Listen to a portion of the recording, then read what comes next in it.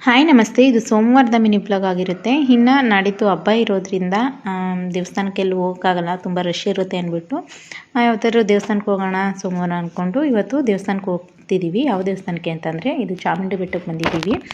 ತಾಯಿ ದರ್ಶನ ಮಾಡಿ ಆಗ್ಲೇ ಹತ್ತತ್ರ ಅಂದರೆ ಒಂದು 6 ತಿಂಗಳ ಮೇಲೆ ಆಗೋಗಿದೆ. ಕೊನೆ ಆಷಾಢದಲ್ಲಿ ಹೋಗಿದ್ದು.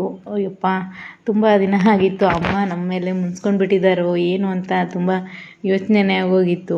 ಯಾಕೆ ಇಷ್ಟೊಂದು ಡಿಲೇ ಆಗ್ತಿದೆ, ಅಮ್ಮ ನಮ್ಮನ್ನ ಕರೆಸ್ಕೊಳ್ತಾ ಇಲ್ಲ ಅವ್ರ ದರ್ಶನಕ್ಕೆ ಅಂತ ಅನ್ನಿಸ್ತಿತ್ತು. ಫೈನಲಿ ನಾನು ನಮ್ಮ ಹುಡುಗ ಇಬ್ಬರು ಬಂದ್ವಿ ದೇವಸ್ಥಾನಕ್ಕೆ. ಏನಿಲ್ಲ, ನಮಗೆ 8:40ಗೆಲ್ಲ ನಮಗೆ ದರ್ಶನನೇ ಮುಗ್ದೋಯ್ತು.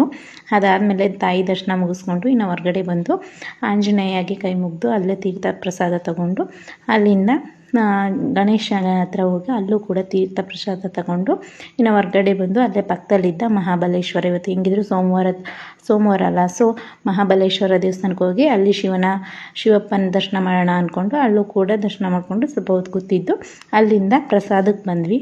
ಪ್ರಸಾದ ಮುಗಿಸ್ಕೊಂಡು 9:30ಗೆಲ್ಲ ನಾವು ಬಸ್ ಸ್ಟ್ಯಾಂಡಿಗೆ ಬಂದು ಬಸ್ ಹತ್ತಿದ್ವಿ. ಸೊ ಇನ್ನು ಏನಂತಂದರೆ ಈ ಡ್ರೈವರ್ ಅಂಕಲ್ಲು ಸ್ವಲ್ಪ ನಾನು ಮೈಸೂರಾಗಿ ನಾನು ಬಾಯಿ ಹೇಳ್ತಿದ್ದಕ್ಕೆ ಅವರು ಸ್ಮೈಲ್ ಮಾಡ್ತಿದ್ರು. ಈಗ ಈ ಬಸ್ಸಿನ ಕಂಡಕ್ಟರ್ ಡ್ರೈವರ್ ಇಬ್ಬರು ಒಬ್ಬರೇ.